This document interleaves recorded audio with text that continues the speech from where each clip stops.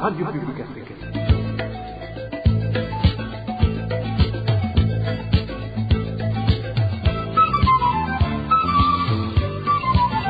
Radio Publique Africaine.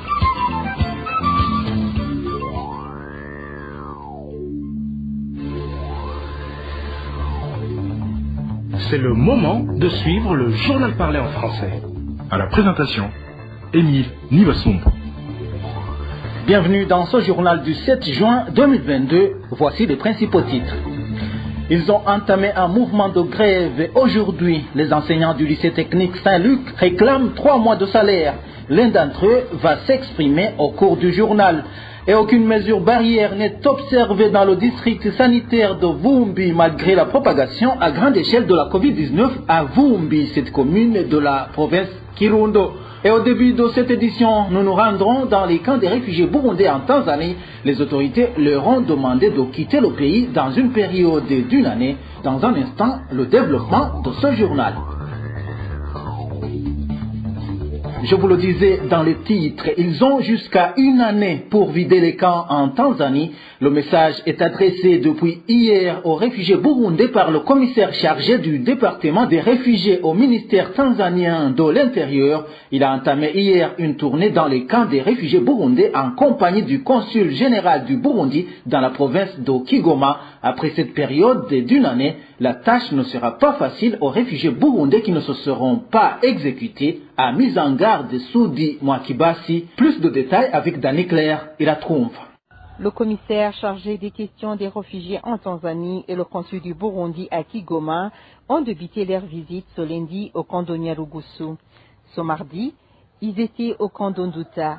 Nos sources dans ces deux camps font savoir que le principal message exhortait les réfugiés burundais à retourner dans leur pays. En délai d'une année, les a même été donnés, comme en témoigne notre source à Nyarugusu.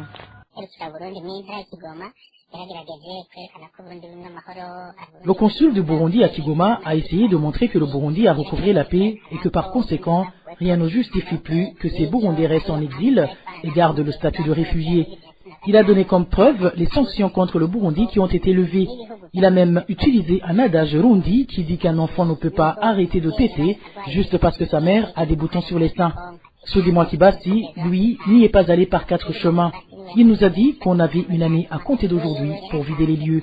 Dans son discours, il a même mis en garde tout réfugié qui ne s'exécutera pas. Soudi Mwakibasi, le commissaire chargé des questions des réfugiés dans un langage codé, pour lui, il est incompréhensible que ces ONG continuent à assister les réfugiés burundais alors que le problème burundais ne figure plus sur la liste des pays dont se soucie la communauté internationale. Les réfugiés exilés en Tanzanie, et plus particulièrement les Burundais, ne font plus partie des gens qui ont besoin d'une aide d'urgence. Le monde entier sait très bien que la sécurité règne au Burundi, raison pour laquelle même les sanctions économiques prises à son encontre ont été levées. Sur ce, attendez-vous à ce que les aides humanitaires dans le secteur de la santé, celui de l'éducation et aussi l'aide en vivres soient sensiblement diminuées. Nous insistons vraiment là-dessus. Même s'il n'y aurait pas de crise au niveau international, les réfugiés burundais, vous ne méritez pas d'aide de la part des ONG internationales. C'est pour cela que vous devez immédiatement vous inscrire sur les listes de ceux qui vont se rapatrier et quitter ces camps. De leur côté, les réfugiés burundais de ces deux camps semblent découragés. Selon eux, il est évident que toutes les persécutions dont ils ont fait l'objet depuis plusieurs années s'inscrivaient dans le programme du gouvernement tanzanien qui veut les repatrier de force et se par tous les moyens. Quittons la Tanzanie pour nous rendre à la République démocratique du Congo où s'est tenue hier une réunion entre les chefs des forces de défense des États membres de la communauté de l'Afrique de l'Est. Selon le journal du East African, ces autorités militaires qui se sont rencontrées à Goma ont discuté les modalités de concrétisation de la force régionale décidée par le conclave des chefs d'État en avril dernier dans l'objectif de combattre ce qu'ils ont appelé les forces négatives présentes en RDC.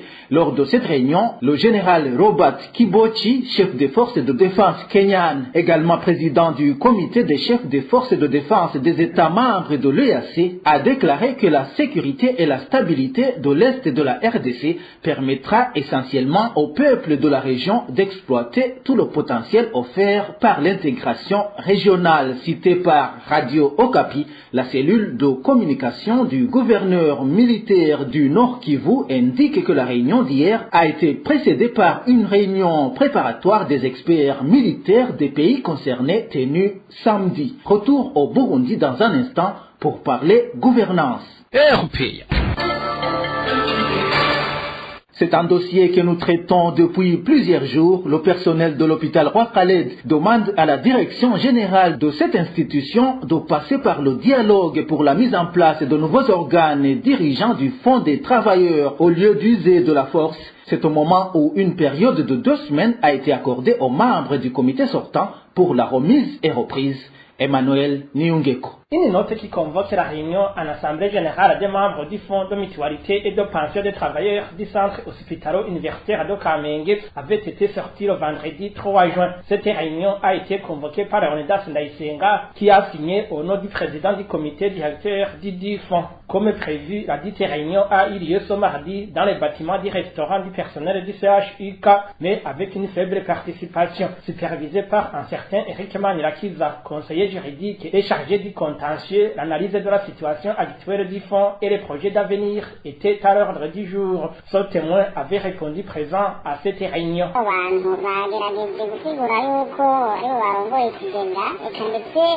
Ces gens ont essayé d'expliquer que ce sont eux les responsables actuels du fonds et qui vont même adresser une correspondance au comité sortant pour qu'il remette les statuts du fonds. Ils ont également signifié que le procès verbal de la réunion sera transmis au directeur général de l'hôpital, une copie au ministre de tutelle et une autre à la banque dans laquelle est ouvert le compte du fonds. Tout ça, c'est pour avoir accès au compte, car à l'heure actuelle, aucun des comités, ni sortant ni entrant, n'a ce droit. Les travailleurs de l'hôpital Roi Khaled disent être étonnés par le fait qu'une réunion soit convoquée et tenue par un comité qui les qualifie d'illégal dans la mesure où il n'y a pas encore eu de remise et reprise. Ils demandent alors au directeur général de cet hôpital de procéder par la voie du dialogue pour la mise en place de nouveaux organes dirigeants du fonds au lieu d'user de la force. Nous y voyons toujours des irrégularités car ceux qui disent être les membres dirigeants du fonds ne sont régis par aucune loi, sauf qui serait soutenu par le directeur, mais cela va à l'encontre des statuts du fonds. Nous demandons que cela s'arrête et que les comités sortants et entrants, de même que le directeur, s'asseyent ensemble pour le dialogue et qu'ils organisent des élections transparentes comme nous l'avons toujours sollicité. Et surtout, nous demandons au directeur général de ne pas s'immiscer dans la gestion du fonds. Une durée de 2 semaines a été accordée au comité sortant dirigé par Madame Alice Ndouimana pour procéder à la remise et reprise et qu'au cas contraire, il sera traduit devant la justice selon les participants dans cette réunion. À ce propos, la rédaction de la RPA a tenté de joindre encore une fois Stanislas Harakandi, directeur général de l'hôpital Roi Khaled, mais sans succès. Il réclame 10 mois de salaire au sein de la Protem. Les travailleurs de cette société de production du thé en commune Gisozi de la province Mwaro indiquent qu'ils ne savent pas pourquoi ils ne sont pas payés. Eloge Kwizera nous en dit plus. Les employés de la société Protem indiquent que le salaire le plus récent qu'ils ont touché est celui du mois d'août de l'année dernière, un salaire qu'ils ont d'ailleurs bénéficié au mois d'avril dernier. Cet employé à cette société fait savoir qu'ils ne sont pas considérés à registre barré. Nous, travailleurs de la Protem, sommes dans une situation pas facile. Nous venons de passer 10 mois sans toucher notre salaire. Nous avons touché notre dernière paye du mois août 2021 le 30 avril dernier. Nous réclamons des arriérés de 5 mois de l'année 2021 et 5 autres de cette année 2022, ce qui fait en tout 10 mois d'arriérés. Selon notre source, il y a même des employés qui ont démissionné, qui risquent de semer la discorde dans les familles, qui n'ont plus de quoi manger, alors les chefs de famille vont travailler chaque jour.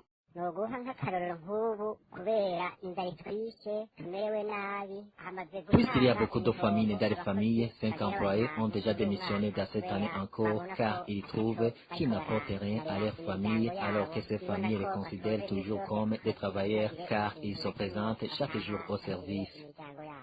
Une source de la RPA, hausse des employés de la Protem, ne nie pas l'existence de ces arriérés réclamés par ces employés en expliquant que ces retards sont dus aux conséquences de la COVID-19, mais ajoute aussi qu'il y a des employés qui ne touchent pas les salaires parce qu'ils sont en punition suite à un cas de vol qu'il y a eu dans la société. Les explications que ces employés contredisent en affirmant que ces employés ont été punis parce qu'ils essayaient de mettre en place un syndicat des employés de la Protem. Le personnel enseignant du lycée technique Saint-Luc, lui, observe un mouvement de grève à partir d'aujourd'hui.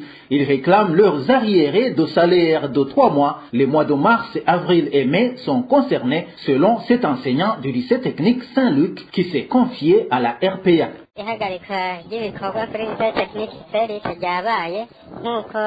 Les enseignants du lycée technique Saint-Luc ont observé un mouvement de grève à partir de ce mardi, comme ils avaient annoncé à travers le préavis de grève qu'ils ont adressé au directeur du lycée en date du 25 mai dernier. Ils ont bien précisé qu'à partir d'aujourd'hui, ils vont suspendre toutes les activités si toutes les réclamations n'auront obtenu une issue juste et équitable. La suspension des activités a été donc bien suivie car sur près de 120 enseignants qui prestent à ce lycée, 7 seulement ont répondu présent. Et parmi les 7, figurent 2 enseignants qui représentaient le personnel enseignant du lycée technique Saint-Luc. Les 2 enseignants sont instrumentalisés par le directeur.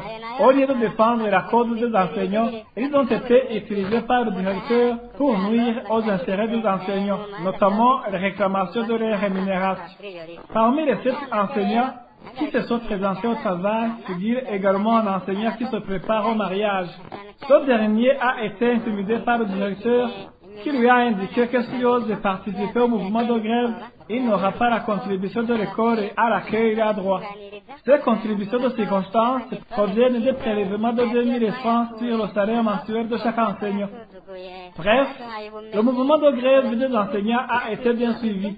Nous allons continuer de réclamer nos arriérés de salaire jusqu'à ce que nous soyons rétablis dans nos droits, étant donné que lors de la dernière réunion qu'il a organisée, après avoir eu connaissance du préavis de grève, le directeur, au lieu de nous écouter et de nous indiquer comment il va nous régulariser, a plutôt procédé aux intimidations.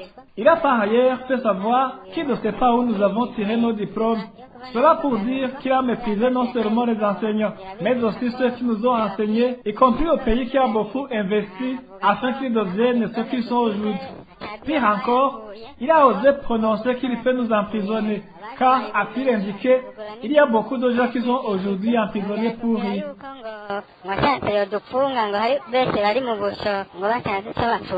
Ces enseignants indiquent qu'ils sont aussi préoccupés par le fait que les tests en cours de passation à ce lycée sont surveillés par des personnes incompétentes. Cet enseignant du lycée technique Saint-Luc signale également que leur grève va se poursuivre. Pour toutes ces raisons évoquées, nous allons continuer le mouvement de grève jusqu'à ce que nos réclamations aient obtenu une issue favorable.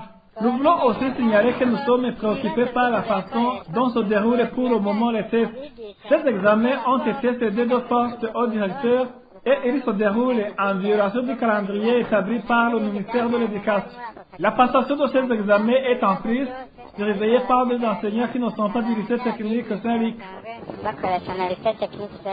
Rendons-nous à présent à Kiremba, toujours en page gouvernance, où l'administrateur de cette commune de la province Ngozi est accusé de malversation et de détournement de fonds de la commune. La population et les natifs de la commune Kiremba trouvent paradoxal le fait que depuis l'année passée, les enquêtes ont prouvé la culpabilité de cet administratif, mais que ce dernier reste en fonction. Le point avec Eric Nyonzima. Pascal Sebigo, administrateur de la commune Kiremba en province Ngozi, est accusé de la malversation et détournement de fonds de la commune depuis l'an 2021. Parmi les accusations furent la vente frauduleuse des terrains fonciers, l'usage d'un véhicule de la commune dans ses propres activités, la vente des pièces du véhicule de la commune hors usage. Il y a aussi l'attribution illégale de marché pour le matériel de la commune ou encore la vente des maisons de la commune que Pascal Sebigo n'épargnait pas. D'après les informations en provenance de Kiremba, Pascal Sebigo est également reproché de la corruption, le favoritisme et la persécution. Selon les mêmes informations, une délégation d'inspecteurs techniques du ministère de l'Intérieur a été dépêchée à Kiremba pour enquêter sur ce dossier. Le rapport de cette délégation a alors prouvé la culpabilité de l'administrateur Pascal Sebigo. Quoique le ministre de l'Intérieur ait par la suite adressé une correspondance au gouverneur de la province Ngozi pour lui demander d'arrêter de mesures relatives à ce dossier de l'administrateur Pascal Sebigo, ce dernier reste dans les fonctions jusqu'à date. Une situation décriée par la population et les natifs de la commune Kiremba. Ici, l'on citerait le député Akato Gwassan, président du parti CNL, qui s'est exprimé sur le cas dans une descente en commune Gihanga de la province Bubanza. Scandale chez nous, dans notre commune. Au cours du dernier mandat, nous avons connu 3 administrateurs dans une période de 5 ans, et tous du parti CNDD-FDD. Celui qui actuellement est en fonction est sans précédent. Né, il a vendu les terres domaniales, les maisons de la commune, il les a toutes vendues. Quelqu'un qui vole un régime de bananes parce qu'il a faim, il est directement incarcéré. Mais cet administrateur n'est pas inquiété et continue à persécuter les gens.